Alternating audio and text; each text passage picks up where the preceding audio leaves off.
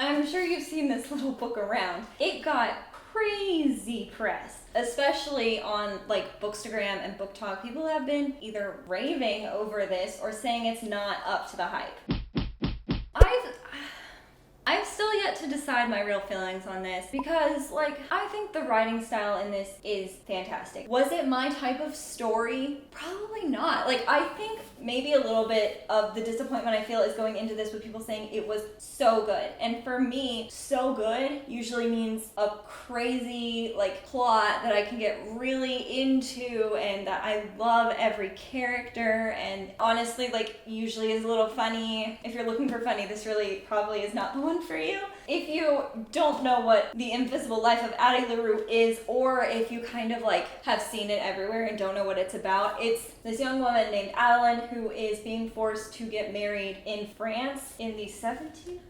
In the early 1700s, and out of just pure desperation to not get married, she prays to the gods to help her, but she prays after the sun goes down, so then like an evil god kind of answers her prayer. He asks her what she wants, like if she could have her prayer granted, what does that look like for her? What does freedom look like for her? She doesn't have a real understanding of what that is. She basically doesn't want to be tied down to this tiny town and never experience anything in her life, so the god grants this wish by allowing her to live forever, but wherever she goes, no one remembers her. To the point of she could be talking to someone in a room, if they leave the room and a door closes between them, when they come back into the door, they have no idea who she is. It makes forming a relationship a little difficult, and while she has led a very interesting life, it is a very solitary life. And we meet her after she's like 300 something years old, and that is when she finally finds the first person ever who, for some reason, seems to remember her name. Which is like a good synopsis, right? Like it's an interesting story. That's why I struggle with not loving it, I guess. Like, I think it's just because there was just too much hype, and it wasn't exactly the hype that I was expecting, or necessarily the whirlwind adventure that I thought this was going to be. Even though there is adventure, and it is very interesting. It is a good look at like what being immortal would actually look like, especially if you're more of a contemporary or more of a literary person. This one's for you. If you're more like me, who's more of a crazy adventure, Cassandra Clare, Sarah J. Maas type of gal, it's worth the read if you want to get through it. I did the audiobook and it took me a little while. It's because we don't meet that person who remembers her until a good portion into the book.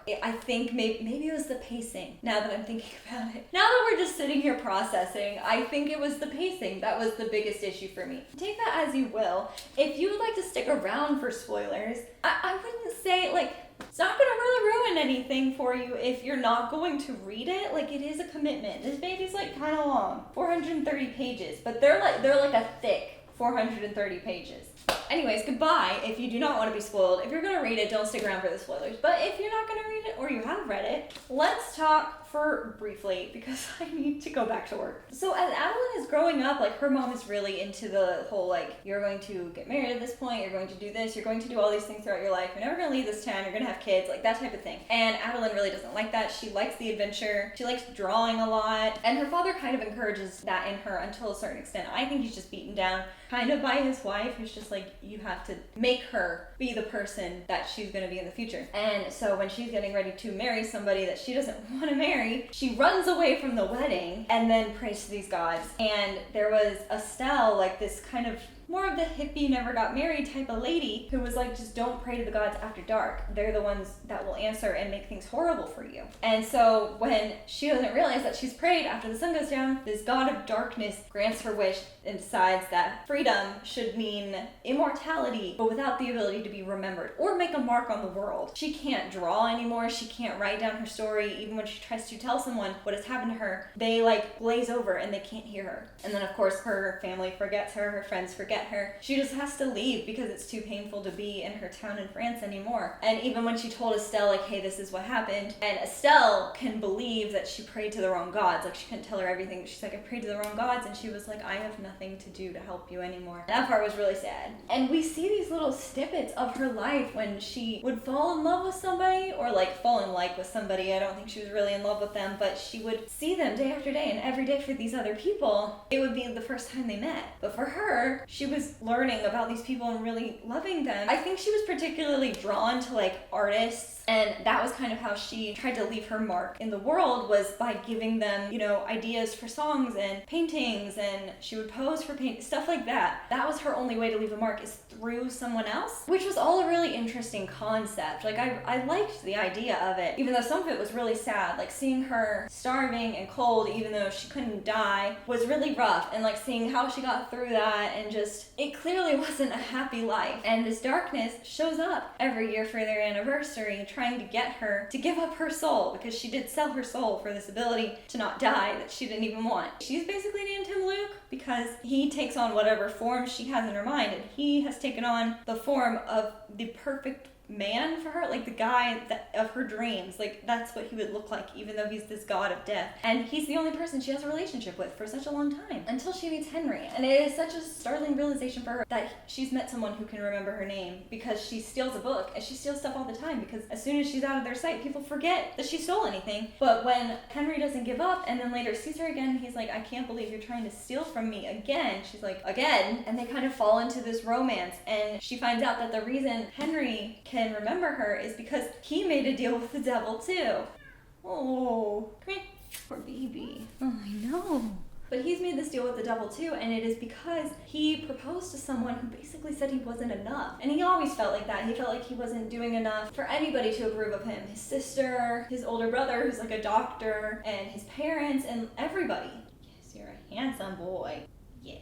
And so he makes a deal with the devil that he'll give up his soul if everyone will like him. And that leads to also an unhappy life for him. Whenever people talk to him, they glaze over and they don't really see him. They see whatever they want to see out of him. This was like a really creative way to take this. But because they both have these deals, like, she can see him without glazing over, and he can remember her. And they kind of form this relationship almost out of necessity. I think they do well as a couple, but part of it was just that's the only other person on the planet that they know of that can get past this curse. Because Henry was really on the edge of, like, he might kill himself. Addie has reminded Henry the value of life, and Henry has played a big part in her life, because as long as he's the one writing, then she can mark down her story. She can draw things as long as it's his hand over hers, and finally make those marks that she's been dying to make for 300 years. So you can imagine my upsetness when we find out that Henry made a horrible deal by being everyone's everything for only a year, and then he would die. So Addie, basically, this part is where I got angry, is because there seemed to be no way out, and there really wasn't, because they were dealing with a god, and I think that is what made it realistic. I think the story would not have felt right, I guess,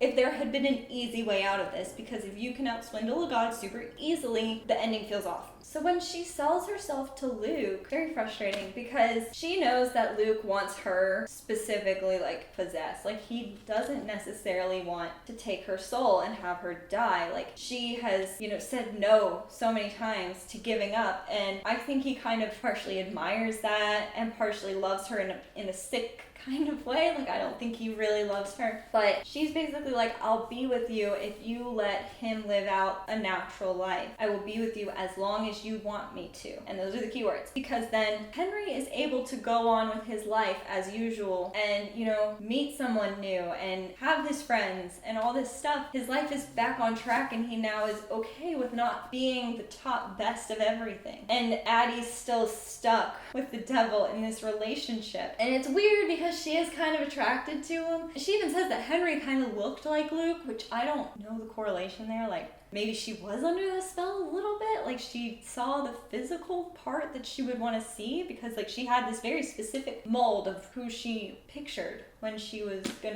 thinking about falling in love when she was younger. Interesting thoughts. But she's now pretty much just going to make Luke hate her so that he'll eventually let her go, because she said, I will be with you as long as you want me to. And if he doesn't want her around anymore, then he will let her go. And she's like, it could take a decade, it could take 100 years. Like, I'll do whatever to go and live her life free again. You know who's gonna be dead in 100 years? Our main man, Henry. I was like, so you're just gonna not end up together. Cool.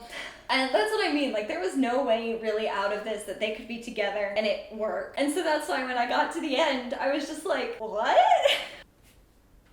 I don't know how to rate this. The writing was great. The story was interesting. It wasn't my forte. So I'll maybe do like a 6.5 6.3. I know for some people this is like a 15 out of 10, which is great. I just don't know if it was for me, but I did enjoy myself, and I am glad I read it. Yeah, 6.3 feels good, I think. Were you satisfied with the ending? I don't think I was.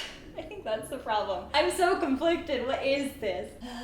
If you want to follow me on social media, my links will be in the description. I recently started a Bookstagram, so if you want to look at pretty pictures of books, please follow me on there. If you like this video, please like it and subscribe if you want to talk about more book stuff. Is this the right direction for the subscribe button? It's here, isn't it? It's down that way. I have never been good at directions. My name's Katelyn. Thanks for watching. Bye!